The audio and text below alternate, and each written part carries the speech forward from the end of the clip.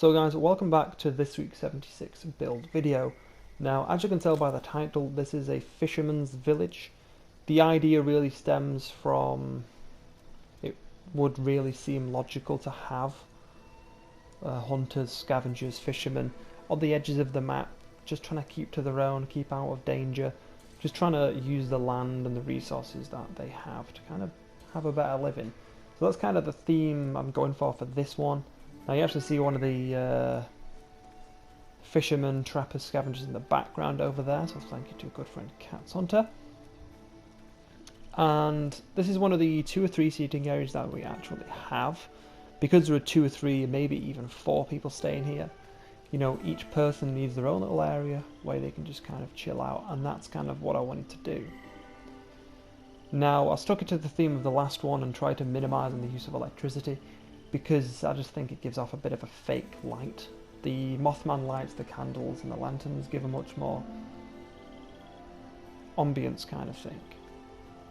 So given from the exterior decoration, this is actually a little hut, like a bird box you see in national parks. You know, you go in with your binoculars as we see here, and you just have a bit of a sightsee, you look at all the creatures. Except this one's a little different. You don't really want to look at any of these creatures, you know, they're probably going to do you a little bit of harm. Now, coming through to the second section, obviously there's 2 rooms for this one, because one room felt too compact and too small. Now, once you actually use the binoculars, you can actually see all the way to the other side of the pond, and where that dark line is, symbolises that is the end of the map, so we are way over at the east side.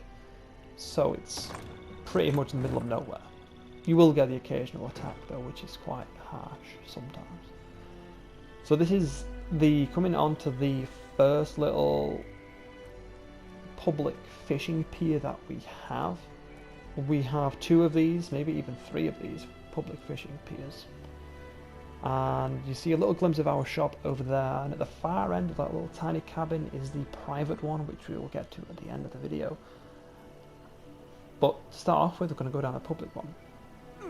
So the windmill is used as a water purifier, so it's turning the water over. How you do like rolling dough, it, you know, does something with bread.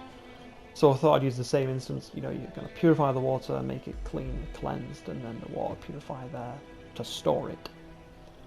These are security posts, if you didn't know, and they are actually used as a fishing pier here, as demonstrated by our fishing officer, because she's on personnel at camp at the moment. And these posts were a little difficult to get in because you had to get the height right, and they were a little finicky as well, since you had to bend 190 degrees and clip it through ones with stairs.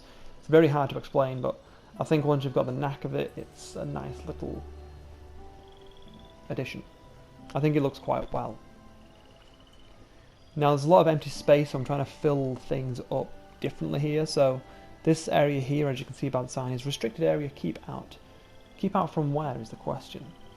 So this little room around the back is our kind of most expensive cabin area. And if you just want a cabin and a little shelter area where you can do your fishing, this is the one you want to come to.